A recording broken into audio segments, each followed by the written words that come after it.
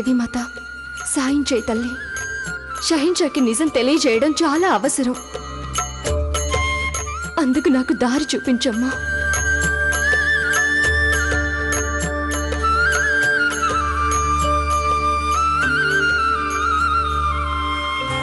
అల్లా పేరు మీద దానం చెయ్యండి.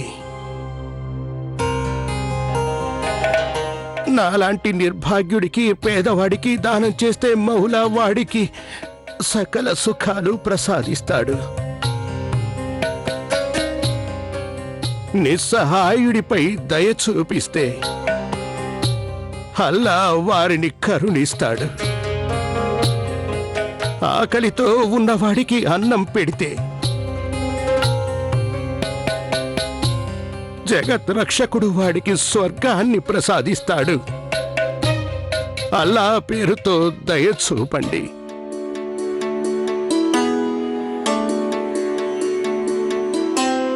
ఇది ఒక ఆలయం, అంటే పవిత్ర స్థలం.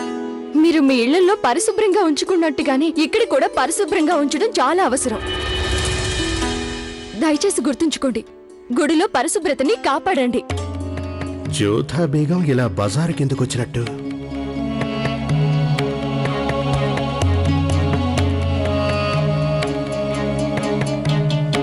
పెళ్లి చేసుకున్న దాన్ని లెక్క చేయని బాద్షా ఇక మనలాంటి వాళ్ళని పట్టించుకుంటాడా? సరిగ్గా అన్నావు బాబు. కట్టుకున్న భార్యని ఇలాగ ఎవరైనా నిరాడంబరంగా ఉంచుతారా ఏంటి? నాకు తెలిసి జోధారానికి బాద్షా పూజ చేసుకోవడానికి అనుమతినిచ్చాడట. పైన పటారం లోన లొటారం అంటుంటారు కదా. అంత సహనశీలుడే అయ్యుంటే జోధారాణిపై వచ్చిన అబద్ధపు ఆరోపణలు నిజమని ఎందుకు అనుకుంటారు? ఏంటి అర్థం లేకుండా మాట్లాడుతున్నారు? ఆయన షహిన్షా గారు, మీ అందరికీ రాజు. ఆయన మీ అందరినీ కాపాడే బాధ్యత ఆయన పైనే వేసుకున్నారు. కానీ మీరు ఆయన గురించి ఇష్టం వచ్చినట్టు ఎలా మాట్లాడగలరు? తమరికేం తెలుసమ్మా, బాద్షా చాలా క్రూరుడు. అరే, ఆవిడకి కాకపోతే ఇంకెవరికి తెలుస్తుంది? ఆవిడ సాక్షాత్తు జోధారాణి గారు. ప్రణామాలు రాణిగారు. ప్రణామాలు. మీ అందరికీ ఎలా కుటుంబాలున్నాయో అలాగే మాదే ఒక కుటుంబం. ఇక కుటుంబం అన్నాక చిన్న చిన్న తగవులు తలెత్తుతూనే ఉంటాయి. ఇది పూర్తిగా వ్యక్తిగత విషయం. ఎవరైనా పరాయి వాళ్ళు మీ కుటుంబంలో వాళ్ళ గురించి ఎవరైనా ఇష్టం వచ్చినట్టుగా మాట్లాడితే మీకెలా ఉంటుంది? రాజు రాణిలు కూడా మామూలు మనుషులే. ఆ ఇద్దరి మధ్య ఏం జరిగినా కూడా ప్రజలు ఈ విధంగా చర్చించుకోకూడదు. మీరందరూ ప్రజలు. రాజు అంటే తండ్రితో సమానమైనవాడు. ఇక ఒక తండ్రి గురించి మీరంతా ఆ విధంగా మాట్లాడమేమీ బాగోలేదు. మమ్మల్ని మన్నించండి మహారాణి, పొరపాటైపోయింది.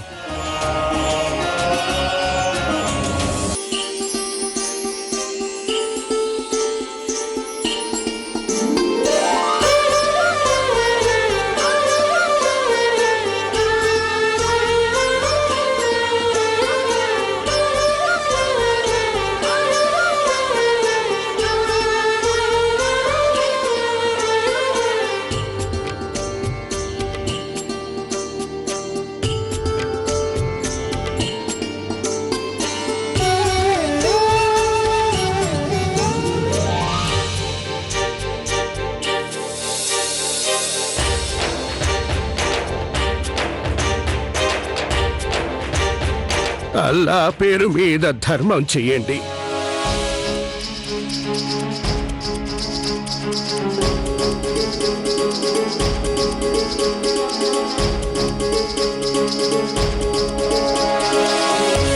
యావత్ సామ్రాజ్యానికి అన్నదాత అయిన వ్యక్తికి నేనేం దానం చేయగలను? ఒకసారి ఆ మేరలో తమరిని గుర్తుపట్టలేకపోయాను. కానీ ఈసారి మాత్రం మీరు నన్ను ఈ విధంగా మోసం చేయలేరు. అయితే మీరు మమ్మల్ని గుర్తుపట్టారన్నమాట. తమరి చేతికి ధరించిన ఆ కడియం వివాహం జరిగినప్పుడు మా నాన్నగారు తమరికి కానుగ్గా ఇచ్చింది.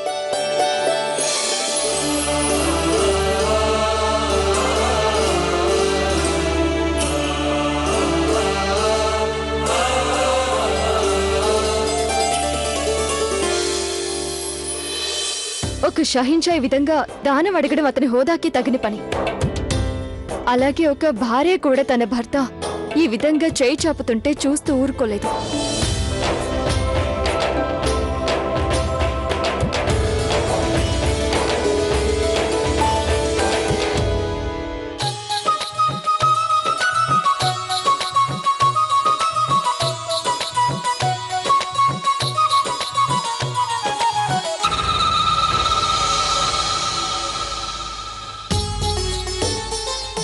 అల్లా పేరు మీద ధర్మం చేయి బాబు, ఆ అల్లా నిన్ను సదా కాపాడుతాడు. నాకు నాణాలక్కర్లేదు. నాణ్యాలు వద్దన్నా మొదటి ఫకీరు నువ్వేనయ్యా. ఇంకేం కావాలి బాబు? నాకు తెలిసి మీరు మంచి కళాకారుడట, చాలా గొప్ప డబ్బాలు తయారు చేశారట. నాకు కూడా ఒక డబ్బా కావాలి. డబ్బా ఏం చేసుకుంటారు ఫకీర్ గారు మీరు? నాకు తెలిసి నువ్వు చేసే డబ్బాల్లో విలువైన వస్తువులు సురక్షితంగా ఉంటాయట. నాకు కూడా ఒక డబ్బా కావాలి, అచ్చం ఇలాంటిదే.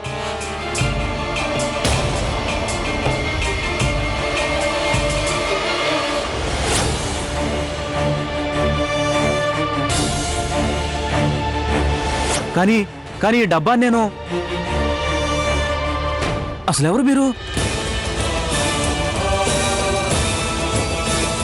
మేమే. మాకు పుట్టబోయే సంతానం ఈ డబ్బాలో ఉంచిన గన్నేరు రసం వల్లే అంతమైపోయింది. దయచేసి క్షమించండి షహీన్షా, ఈ దాసుడు తమని గుర్తుపట్టలేకపోయాడు. మీకు నాతో పని ఉంటే నేనే వచ్చేవాడిని కదా. తమరు శ్రమపడి ఇక్కడికి ఎందుకు వచ్చారు? ఎందుకంటే నీకు మరింత శ్రమ కలగకూడదని.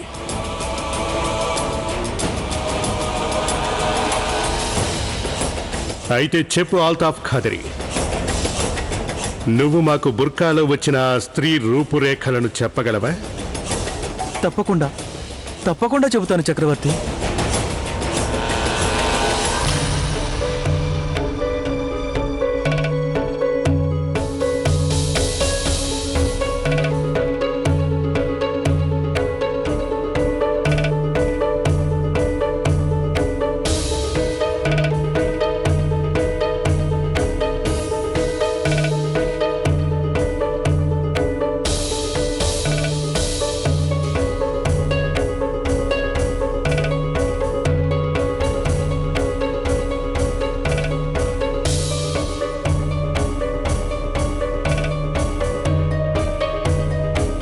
చూడండి షహెన్షా, నేను వీరు వర్ణించిన విధంగానే చిత్రపటాన్ని సిద్ధం చేశాను.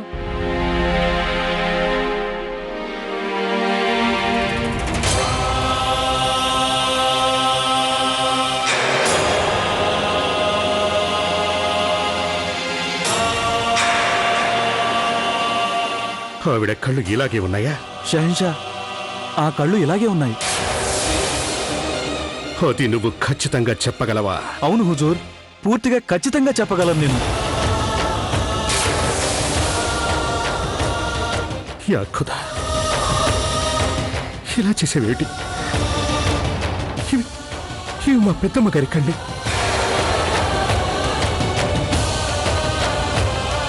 రుక్కయ్య బేగం కుంకుమ పువ్వులో గన్నేరు రసం కలిపిన వ్యక్తి.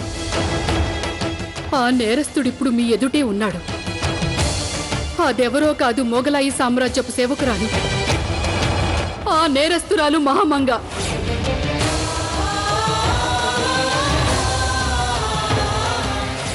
ఆ కూతాని శరణు కోరటానికి నన్ను మా కయ్యాత్రకి పంపించండి.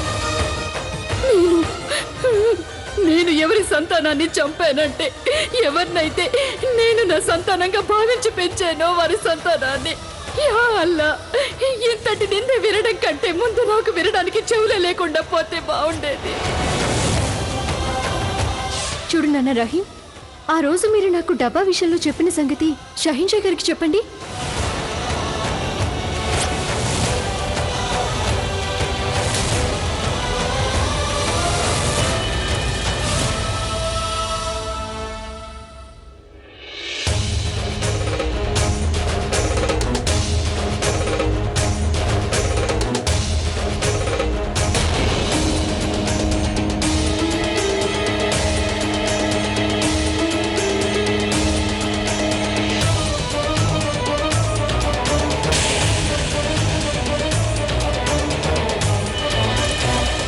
అప్రమత్తంగా ఉండండి. హిందూ దేశపు షహీన్షా జలాలుద్దీన్ మొహమ్మద్ గారు ఏం చేస్తున్నారహో?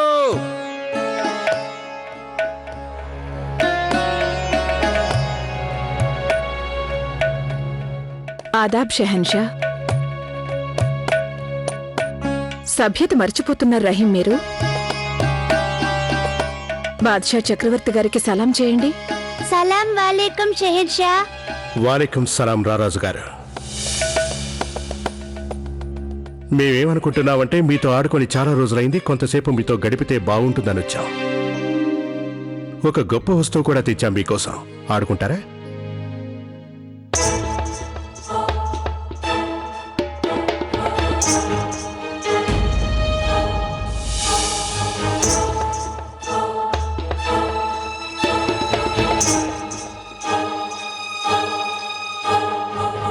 కుంకుమ పువ్వు కాబూల్ నుంచి వచ్చింది. కొంచెం రుచి చూడండి. ఆగండి, అది మీరు కాదు. మాకు తెలుసు మీకు మీ చిన్నమ్మ గారి మీద కోపం రావడం సరైంది. ఆవిడ మీ ఇద్దరి మధ్య జరిగిన కబుర్లు మాతో చెప్పకుండా ఉండాల్సింది. ఏం జరిగింది షెహన్షా? పిల్లవాడు గాని ఏదైనా తప్పు చేశాడా?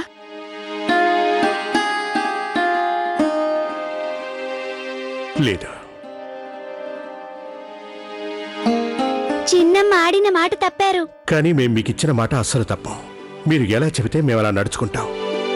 కేవలం మేం మీ నోటి వెంట అసలు జరిగిన నిజమేమిటో తెలుసుకోవాలనుకుంటున్నాం. దయచేసి చెప్పండి. మీరు మాకు శిక్ష వేసి నిర్బంధంలో పెట్టేస్తారా?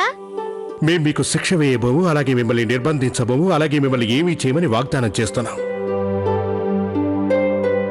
నిజానికి మేము మీకోసం బోలెడని బొమ్మలు తెప్పిస్తాం. అందుకు బదులు మీరు మాకు కేవలం ఒక నిజం చెప్తే చాలు. అసలు మీకు ఈ డబ్బా ఎక్కడ దొరికింది రహీం?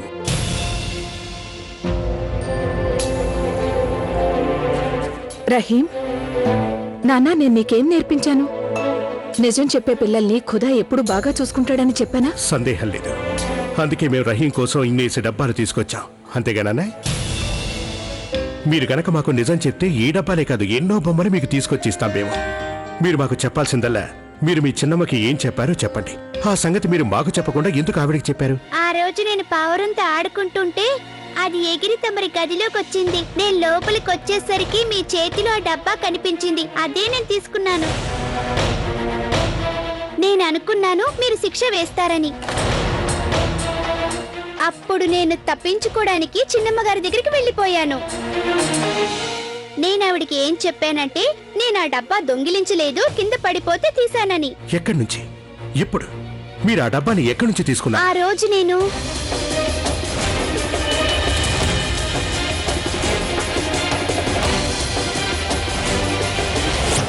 ఇప్పుడు నన్ను అమ్మ ఎలా పట్టుకుంటుందో నేనే చూస్తాను.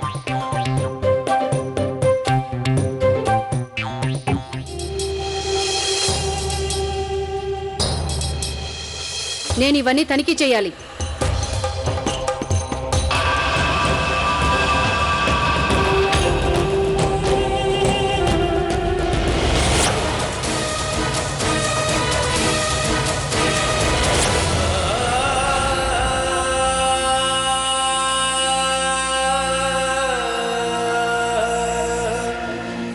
రహీం, మీరు బయటకు వెళ్ళి ఆడుకోండి.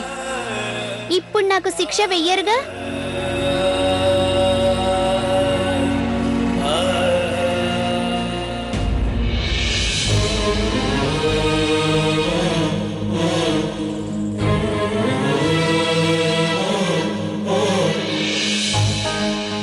సలీమా బేగం, నాకు అర్థమైంది షెహన్షా. నా ప్రాణాలు పోయినా సరే దీని గురించి నా నోరు విప్పి ఒక్క మాట కూడా మాట్లాడను.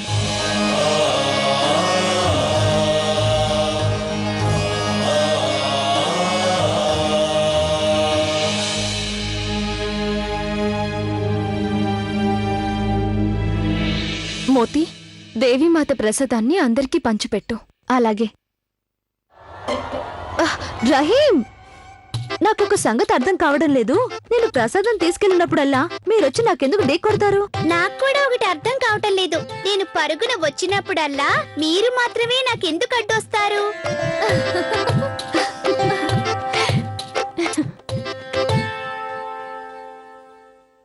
రహీం, తమరిలా వచ్చారేంటి? నేను మీతో మాట్లాడను. నాకు మీ మీద చాలా కోపంగా ఉంది.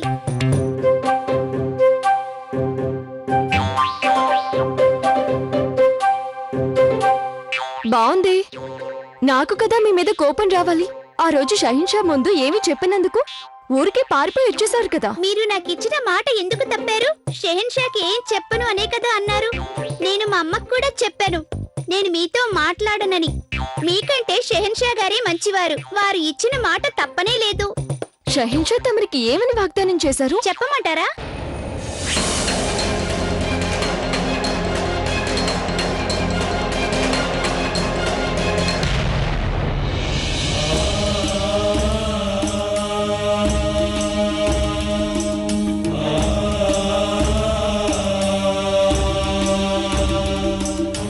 తల్లిదేవి మాత, దీన్ని బట్టి చూస్తే షహిన్షాకి నిజం తెలిసిపోయిందన్నమాట.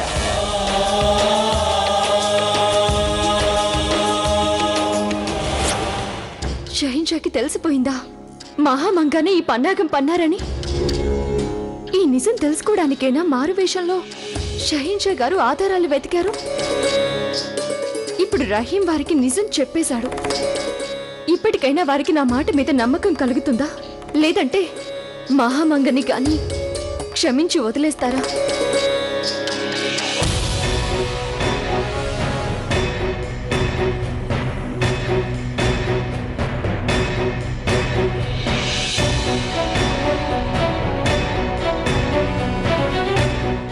అందరూ వెళ్ళండి.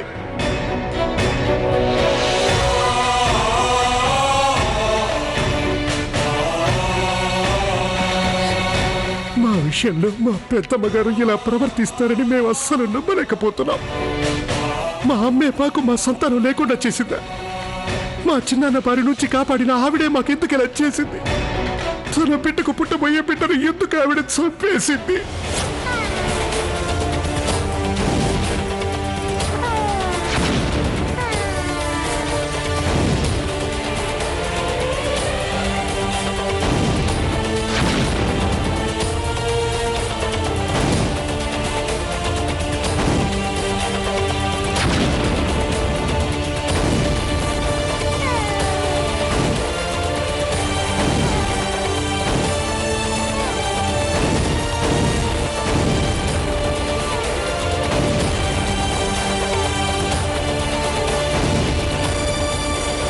మేము కలలో కూడా ఊహించలేదు మా నీడే మమ్మల్ని వెన్నుపోటు పొడుస్తుందని. జలాల్ ఆగు, జలాల్.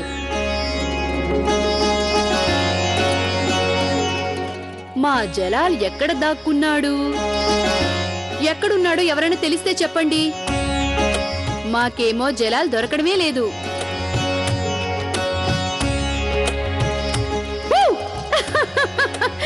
అల్లరివాడా, మళ్ళీ దాక్కున్నావా? కొంచెం తినండి. తినాలని లేదు, మేము తినం. కొంచెమే.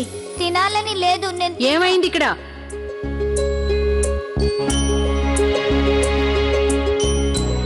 మా జలాల్ భోజనం చేయడంటే ఎందుకు? నాకు చేయాలని లేదు. అలాగా? అలా అంటే ఎలా నాన్నా? భోజనం చేయకపోతే బలం ఎలా వస్తుంది? అసలు బలం లేకపోతే షెహన్షా ఎలా అవుతావు? తిను. అరే జలాల్, కొంచెం తిను. జలాల్,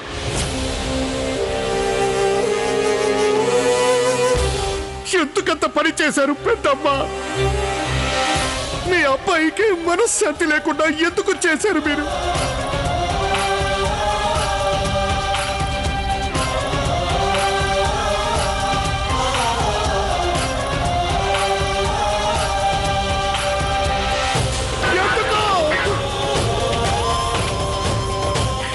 ఎందుకంత పని చేశారు మీరు పెద్దమ్మ?